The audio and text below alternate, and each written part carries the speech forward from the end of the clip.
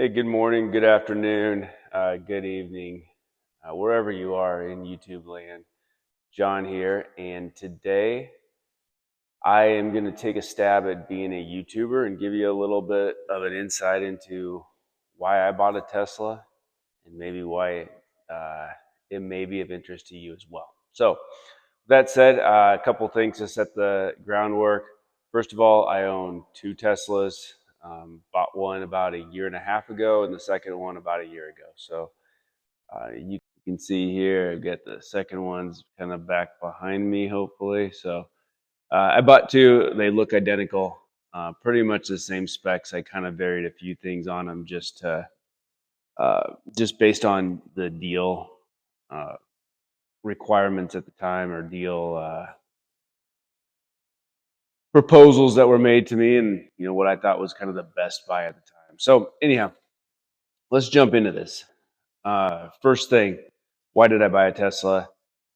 First, clear the air. I didn't buy a Tesla to be green. I didn't buy one for environmental or political reasons.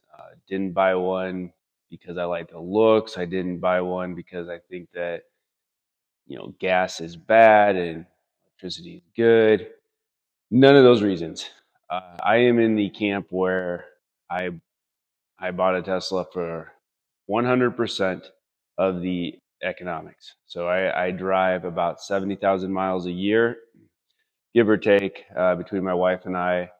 I probably put about 50 on, and she probably puts about 20. Looked at our budgets and about 2 years ago had a pretty big shocker on how much we spent on gas or energy for that matter, and we were at around the $14,000 mark for gas. So that's embarrassing. It just we don't drive just to drive. We drive because that's what our jobs require us to do. It's what our kids have school activities. So we just spend a lot of time on the road. And so we really just sat down and said, hey, let's go through our options. And so we evaluated a lot of different vehicles on the market, a lot of different uh, combinations, whether it's hybrid, whether it's just a good fuel efficient light car. We evaluated how our family needs to use things from an SUV perspective, and just really put it on, really laid it all out. And by the way, if you stick around to the end, or heck, if you want to fast forward to the end, I will try to. I'll show you a little bit of my spreadsheet on kind of how I broke this down. And if you're interested, put in the comments, message me. I can send you a copy of it if you're interested to do the same analysis. Anyways, that's towards the end. I'm jumping ahead a little bit. Again, I'm not a professional YouTuber. I just I dabble in technology. I've gained a lot of value from watching YouTube videos.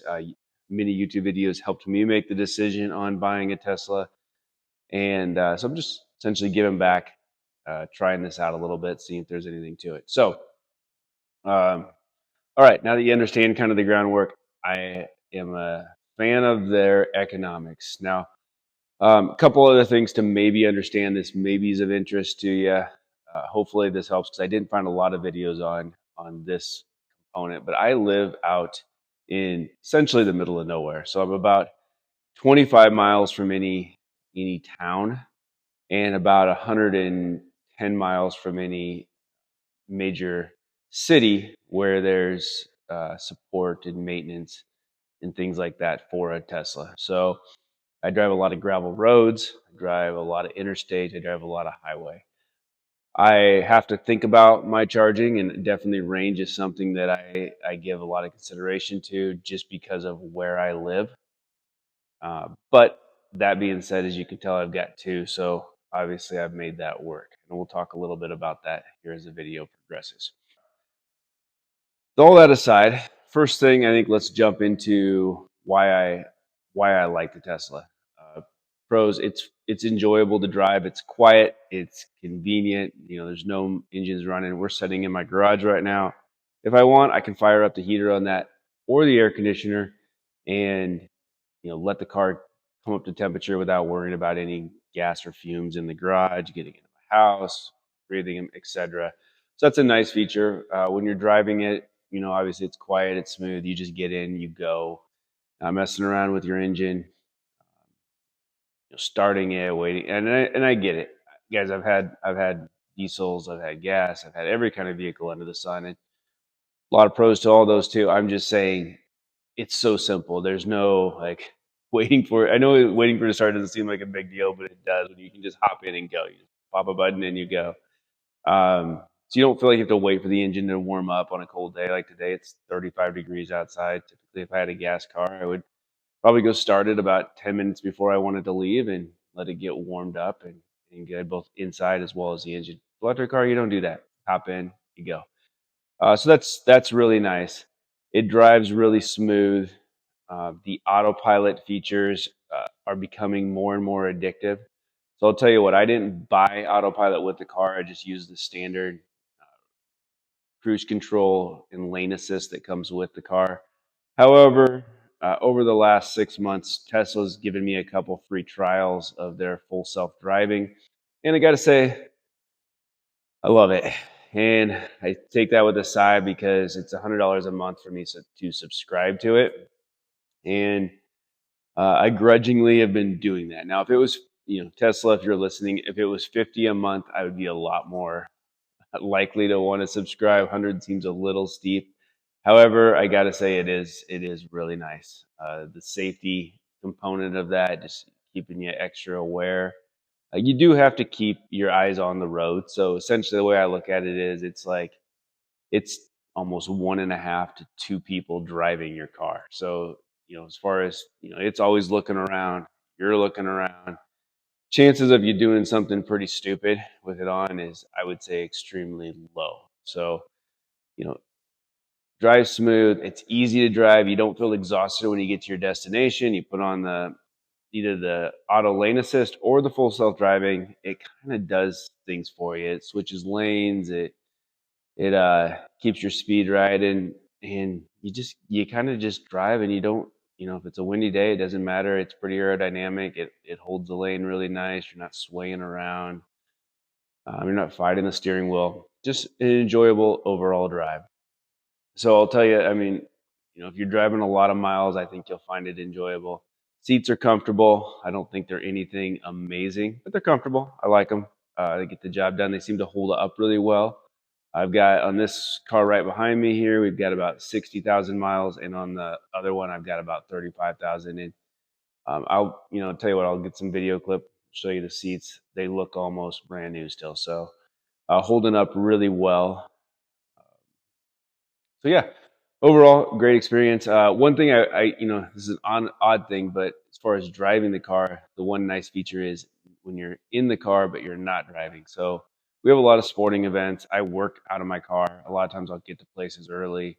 So there's a lot of time where you're waiting in the vehicle, and for me, that's actually one of the nicest thing. I don't know. There's something about when a gas car is running, just that vibration of the engine makes you kind of feel a little bit like you're being wasteful. But when you're in this, it's like you're sitting in your house. So it's comfortable seat. You've got a TV screen there. There's no vibration of any energy running. The air climate all just works, just kind of like you're in your house. You turn the temperature to what you want it, and it does it. So even the non-driving aspect of it is really nice. Okay, I'm gonna try to keep this video reasonably short in length. So I'm gonna jump into what I don't like. First thing is, I don't like. Um, hesitating because it's kind of hard to think about what I don't like.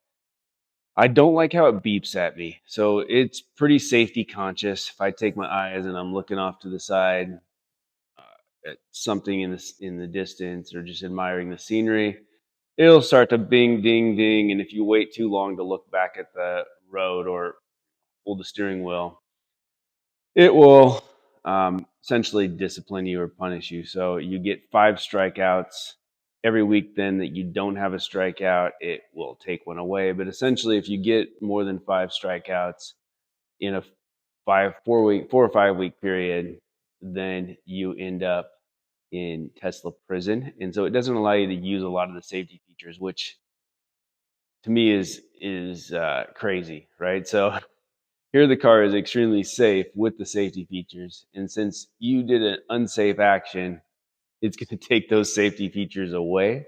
To me, it seems like that is just asking to make the car more unsafe. So I highly disagree with that logic. I do, if I had to pick a middle ground, I'd say, let it vibrate at me first or something quiet so it doesn't wake up everybody in the car if I get too close to the center line.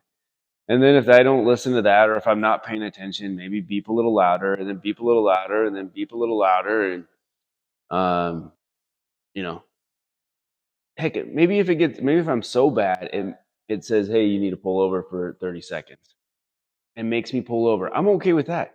But don't take my safety privileges away after so many strikeouts.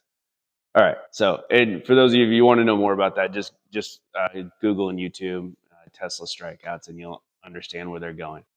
The flip side of that, I guess, would you like other drivers to be attentive and aware? And I say yes. So I get Tesla's logic. It does make you have. It forces you to stay in, and with getting discipline and getting your privilege taken away, it forces you to pay attention.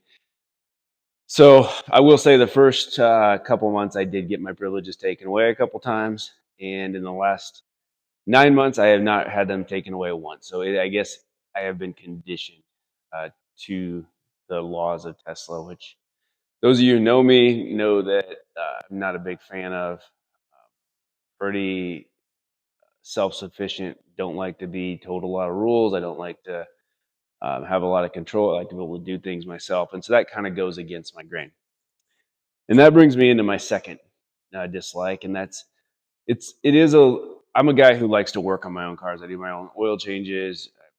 The alternator goes out, coolant system has a leak, brakes, tire, you name it. I tend to do all my own auto work myself.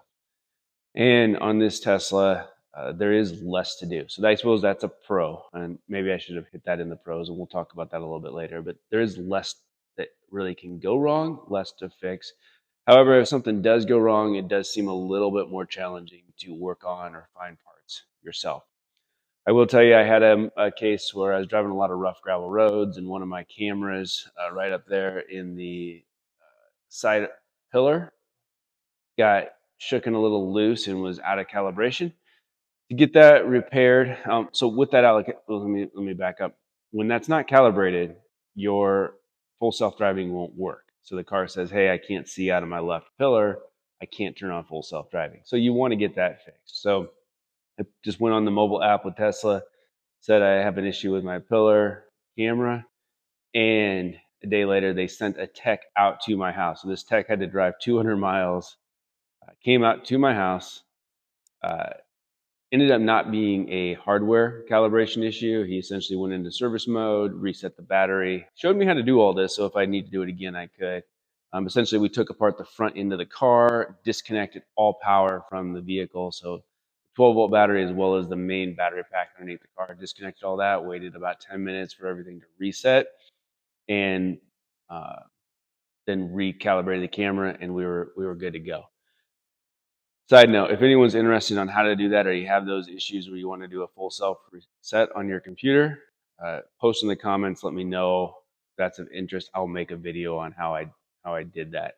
It took me about 12-15 minutes to do it, but I could certainly make a video on how you could do that as well. Or you can call the Tesla technician and have them come out and do it for free. So that is, I guess, back to the pros is that the car does have pretty good maintenance plan, and they're pretty good about fixing things. So again, driving out to my place was hugely convenient. So yeah, but not being able to work on things, we'll see. Time will tell. Good thing is there's not a lot to go wrong. So if something does go wrong, which it hopefully shouldn't, but if it does, I'm gonna figure out if I can work on it myself. But I think there's a lot of cases where I'm not going to be able to work on it myself. Anyhow, enough on that. Other things I don't like. It is a little loud on gravel. I wish it was a little bit more insulated. I wish the suspension was a little bit more cushiony. You get those washboards on gravel roads. That part, wish it was a little quieter ride then. But not a huge deal. Not a showstopper by any means. Let's see. Honestly, I think that's about it for things I don't like. So as you can tell, it's been a pretty good car.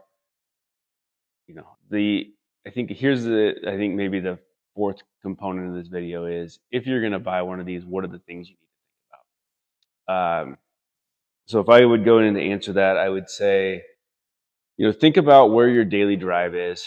If it's to and from your work and you're 30 miles, you're probably just going to charge at home, and it's probably going to be a great car. You're probably not going to see the savings, but you will see savings. You are going to spend less on energy than you did with gas and maintenance, but you won't see the savings that I see driving hundreds of miles every day. When speaking of which, when you charge at home, you can see behind me here, I've got two chargers, one for each car. That one is called a NEMA 1450, which is a 50 amp plug-in. And I just use the mobile charger. Those are about $230 if you want to buy. I actually picked up those mine off of Facebook, off of a guy for $150. So that will charge at about 7 kilowatts, or about uh, 30 miles per hour. Next to it, I've got an actual Tesla wall charger. Found this one also on Facebook. That one will charge at 11 kilowatts, or about 45 miles per hour. So nice to pull into your garage at the end of the day and just plug your car in. You never think about stopping at gas stations. And when you're like, I need a soda or something, you stop at a gas station, you think about how nice it is to not have to stop at the gas pump. If you think about your daily drive and you're going to drive somewhere that's further than, say, 150 miles away, you're probably going to need to charge to get back home, given the car has about a 300-mile round trip. So you'll have to look at that. I use an app called PlugShare that looks at all the different chargers. So these cars, I have adapters I can use on any of the ChargePoint, Electrify America, or any other charger that's really out there. But ideally, you try to find the Tesla superchargers. The car will do it for you if you don't. So on the map, you put in your destination, it'll tell you where you need to charge and for how long you need to charge uh, on those different trips. So you think about it, and you can do this all before you buy a car. Just look at where you're mostly going to drive it. I will tell you, if you have to use supercharging, which are Tesla's fast chargers you see along roadsides, are kind of a red and white charging unit. The price on those really doesn't do you any good. So when I have to charge there, I'm essentially not getting ahead. I'm paying the same rate per mile of energy as I would be with a gas car. So I try to do as much charging as I can here at home. So you keep that in mind. But you know what? When you need them, they're great. I will say you have to factor in a little bit more time. So I'll spend probably an average of, if I'm going to go on a 300-mile trip, I'm probably going to spend 15 minutes at a charger. When I would drive with a gas car, I typically probably spend 5 minutes at a gas pump. So there is a downside to that. So you think about it. Honestly, in this day and age with our mobile phones and with me working out of my car a lot, I actually enjoy the opportunity to stop and charge. So I just think about my day, and I plan an extra 15 to 20 minutes into my drive, and know that I'm going to get a stop somewhere, charge. I'll pull out my laptop, get some work done, send some emails, do whatever you want to do, watch cat videos. It's all up to you. But the charging thing, I think most people find that it's not as bad as it maybe is made out to be, and the range is probably better than most people make it out to be. Speaking of range, I know a lot of people have concern on that. I will tell you, in the wintertime, when it's cold, you're gonna have less range. So I might go from 300 down to 250 in range. For me, which it does add up. We live in Nebraska, so it's cold half the year and it's hot half the year. I I find it a little bit more annoying, and occasionally, you do get frustrated that you do have to charge, especially with our hectic lives these days. It always seems like you're go go go, and have to pause to charge is frustrating. And there are days I do wish that it was just a gas car and I could fill it up. But for the most part, sometimes I think my mental health is better knowing that I have to pause. Like, it just forces you to stop for a little bit. So really haven't found that at the end of the world, but I will advise you, just think about where you're going to drive to, what your daily driving, monthly, yearly, what type of road trips you take. You can look it up on Tesla's website. You can go to Google Maps, any place, just type in Tesla chargers, and you can see where there's chargers around your area. And so for me, again, I live out in, middle of nowhere, almost dead center in the United States. There's not a lot out here, and I have yet to not be able to drive anywhere because there's not a charger that would allow me to get to and from my destination. So I think that there's been a lot of progress there, and we're going to see more and more. I've already seen probably a 50% uptick in the last year and a half of chargers that are available for me to use. So I think that problem is kind of going away. Other factors, think about your family size. It's not a huge car, so if you've got 5 or 6 kids, you're probably not going to be able to fit them all in there. There is an option with a third row. I'll tell you though, the third row is pretty small. We do actually have the third row in our car, and we've maybe used it twice a year. Once in a while, there's have a few extra kids or cousin or someone you want to throw in the back. Yeah, it comes in handy. So the one thing I would say, if you are going to buy one and you're interested in maybe taking it longer trips, I would advise on getting the hitch option. So we ended up getting the hitch on our car, and surprising how often we use it. I have a little rack that goes in the back of that hitch that we put some bags on. That comes in pretty handy, just giving you more room in the cabin.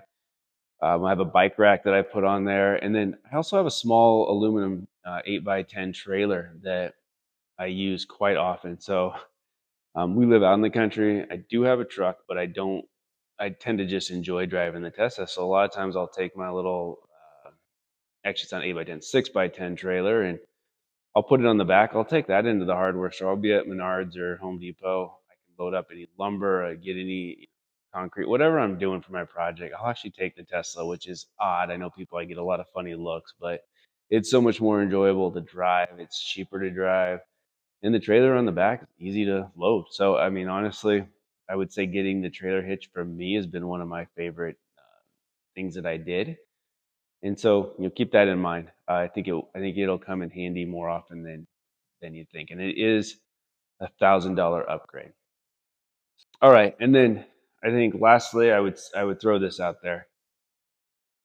Right now, I would say is a great time to buy a Tesla. I've kind of been following the market. There's a lot of good incentives out there. They have some decent uh, discounts, especially if you're looking for discounts. Try to buy one that's in inventory already versus one that is you're custom ordering. So if you just look on their site, go to inventory, typically you'll get a savings. That's how I bought both of mine.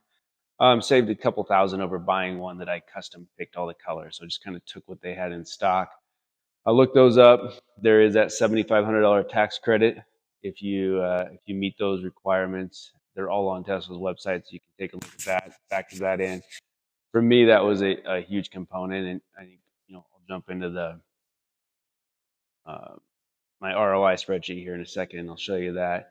But it's a good time to buy one. And guys, by all means, I'm going to throw this out there. I feel a little bad about it, but if you want to help me out, Tesla does do a referral credit. So if you buy a Tesla using my referral link, which I'll push down in the description or in the comments, you'll get 2,000 additional dollars off any Tesla, even those in inventory. And then I also get $1,000 credit, which I can use in the Tesla store. So it it helped me out. By all means, don't feel like you have to use mine. I would just say you should use somebody's, and they are only good for 10 uses. So if you grab one off of someone else's site and it's not working, or double check that it works at least, because once it hits 10 uses, neither the person with the referral link or the person using it will get the credit of you getting the 2,000 or me getting the 1,000. So keep that in mind. But I would say, yeah, definitely make sure you use a referral credit, and then um, look in inventory are probably my two big uh, tips for when you're buying one. And then I guess also to consider, I've got one that's all-wheel drive and one that's just two-wheel drive. For us, actually, the two-wheel drive version. So we basically bought the cheapest Tesla Model Y you could buy. It has no add-ons, nothing. Uh, Probably was our best deal. It was significantly less. The only thing I wish I would have added on to it was the hitch, and that is something that I'll probably actually add on myself, anyways, now because I like it. So, okay, guys, I went over a lot. If I missed anything, post in the comments. I'm happy to make a second video, add some more info. I'll try to respond to comments that I can provide some value to. And tell you what, actually, real quick, as a bonus, why don't we jump in? I'll show you my ROI spreadsheet and kind of walk you through my math on why this makes sense, and hopefully that helps you out. So let's jump over there to that. Okay, guys, here we are on the spreadsheet. Couple assumptions. So first, I made the assumption that gas would stay around $3.60. I get that could go higher, and actually, at the time of recording this, it's actually a little bit lower. We're probably around 3.20, at least where I live. Next assumption was that, with any vehicle I bought, whether it was a gas powered or electric, that I would have no major bad luck or lemons. So, I mean, I get it. You could buy a Tesla and the battery could go bad in 30,000 miles. You could buy a gas car and the transmission could go out. So, kind of assume that, just knock on wood, that I'd have decent luck with any of the car. Maintenance rates, I based those on average. So, just did a little bit of research on the web. I don't recall what my sources were. I apologize for that. I just kind of took a couple different searches and found some different average maintenance costs per year and went with it. So feel free to adjust those in your own spreadsheet if you want. I'm sure it could all vary. Again, a lot of that is luck, I think. A lot of it's just, leaving it up to chance. So anyhow, that's that. And then I assumed at the end of 10 years or 500,000 miles that any of the vehicles would be worth $0. So, and I get it, they may have a scrap value. There may be some abilities to put new engines in older ones. So those are all things that I just did to simplify this, because as you see when I go through this, it's quite, there's a lot of variables that I had to make assumptions on. So I chose these as kind of my top assumption. So with that, let's go ahead and jump on in. So let's see here. Scroll this down. I'll kind of walk you through. Oops. All right. So what I did for my analysis was, these are the vehicles I was looking at. Replace them with whatever you're looking at. But this is just what I was going after. So I love pickups. That's what I drove for my first 100,000 miles, living out in a rural area and commuting for work. So a half-ton truck or an SUV. Family would really like a Tahoe, something like that. But I just kind of factored in here for a half-ton truck. Next option would be a midsize SUV, something like a Honda Pilot or a Toyota Highlander. The D option would be a midsize car, something like a Toyota Camry, Honda Accord, something that's fairly fuel efficient, pretty basic, standard, good resale, etc. Option E was a hybrid Prius. I felt like this was the best gas option on the market for fuel economy, and so I factored that in. And then lastly is the Tesla option, and this, in my case, is a Model Y.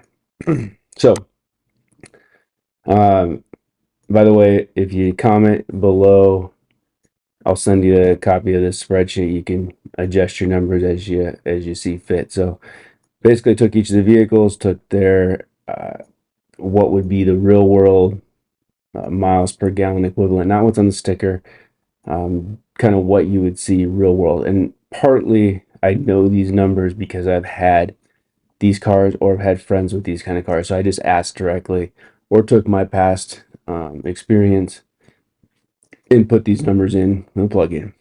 But the only caveat is the Tesla. I didn't have a Tesla when I did this original analysis.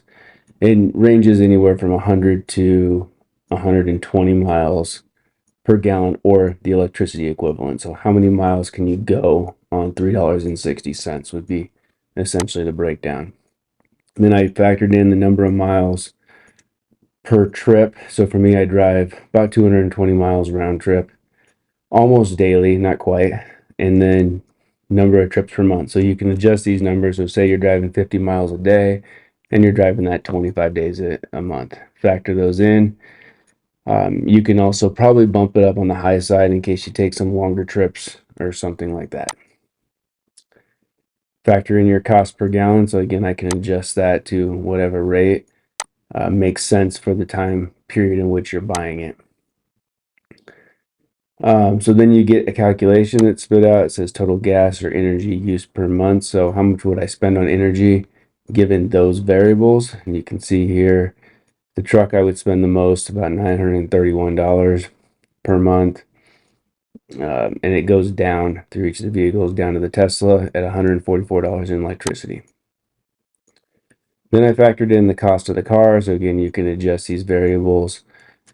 For me, the Tesla, I ended up finding one for 41,000. That is the straight up price. That is not with the tax credit in it yet. I'll get to that here in a second. And then just said, hey, if you were just going to divide that out over 5 years, what would that cost you per month? This would be factoring a 0% interest rate. I didn't get into any of that fancy math. So looking at those, 683 versus 516 per month. Factored in maintenance, 3 cents per mile for a gas engine and 1.5 cents per mile with a electric. You can see those numbers. And then I've got my total cost per year here at 21,000. So this would include the amount I would be essentially paying to lease or just, own the vehicle. At 21,000 for an SUV or truck, down to 7,200 for the Tesla. There you can see my total miles driven per year on each vehicle is 52,000. That is actually pretty accurate to what I put on my car. So my assumptions matched up. And from there, I get a cost per mile. So this is factoring in fuel, maintenance, everything. So 40 cents per mile on the truck, down to 14 cents per mile on the Tesla. Take that after 5 years. So after the 5 year point, when you're not making any, let's say you're not making any car payment or the car is essentially paid off, your cost per mile goes down drastically for all vehicles. And then you look at your total cost per year after 5 years. So the goal is you can keep the car longer than 5 years. That's where it really starts giving you the savings. And then lastly, the one-time tax credit, which I then did apply to the Tesla at 7,500. That is still active as of the time of recording this. So let's see. I'll keep scrolling down. We get into this.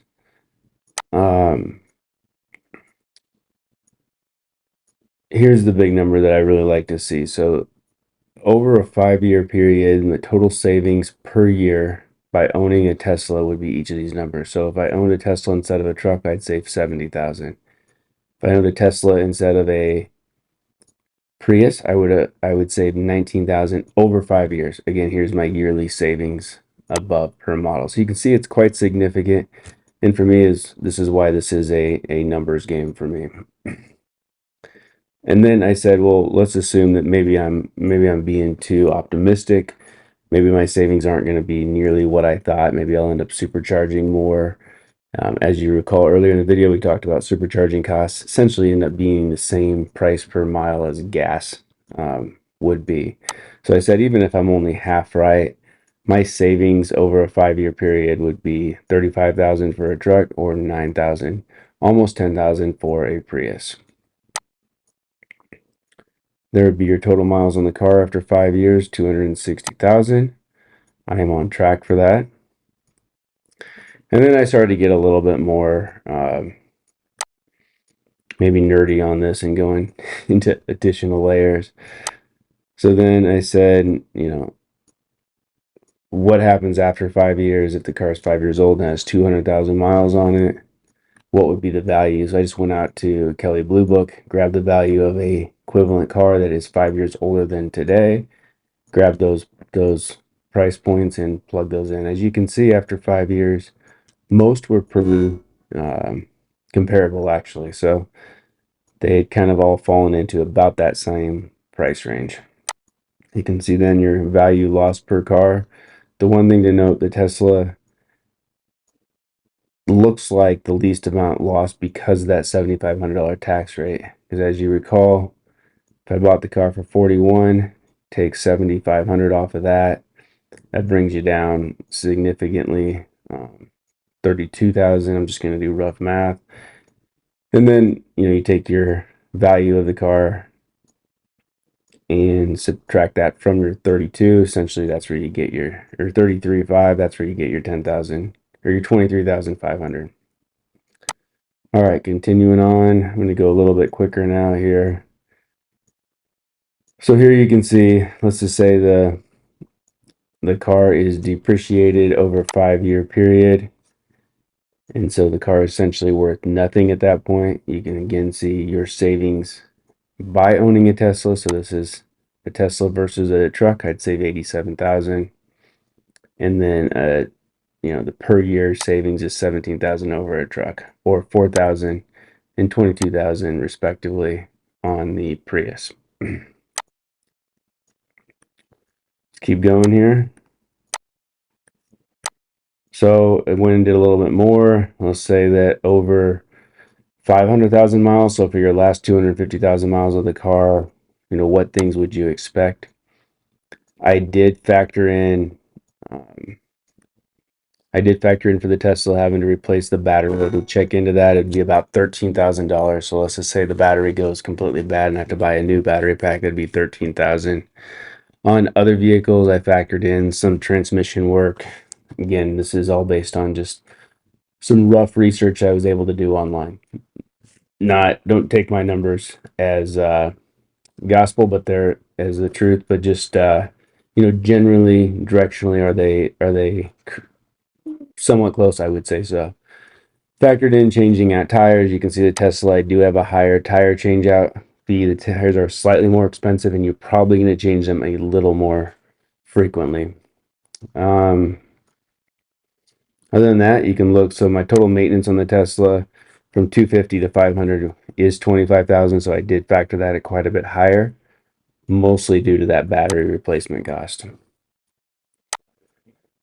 All right, so then you get back down into fuel costs though. 52,000 in fuel for that last 250,000 miles versus 8,000 in electricity. There comes your big savings. So your total cost over your last 5 years of that car are 33,000 for the Tesla, 67,000 for the truck. And your cost to drive that car would be 6,000 versus 13,000. What's interesting about that is if you compare that to your cost to drive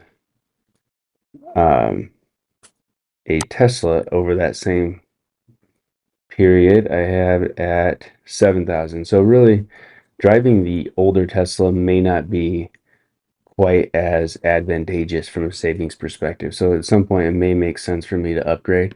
We'll see when that time gets here. All right, let's keep going. So here we are at the grand totals. So over 500,000 miles. Here's kind of what I see. So if I would keep driving the truck or an SUV, I would spend 120,000 more than driving the Tesla. Hopefully I'm right. We'll see. Time will tell. I can tell you so far these numbers are matching up to my real world expenses, and we'll see. We'll give it time. So guys, that is my summary of how I kind of came to the logic around the dollars and cents on owning a Tesla. Hope this helps. Again, if you're interested in this spreadsheet, post in the comments. Let me know. I'll try to send you a copy. Maybe save you a little bit of time. Again, feel free to update the numbers as you see fit. So, and again, guys, if you're going to go buy a Tesla right now, before the end of the year and maybe into 2025, they'll continue some of the referral credits, but make sure you use a referral link. Mine is in the description. Feel free to use it. They are only good for 10 uses. So once it hits 10, I will remove that or comment it. But make sure you use somebody's. If you use mine, I'd be extremely grateful. Anyhow, Guys, hope this video helped you. Hope you enjoyed it. If you find it of interest, please let me know, and I can make some more content related to owning a Tesla, or heck, just the other random things I decide to analyze. With that, guys, take care and thanks for watching.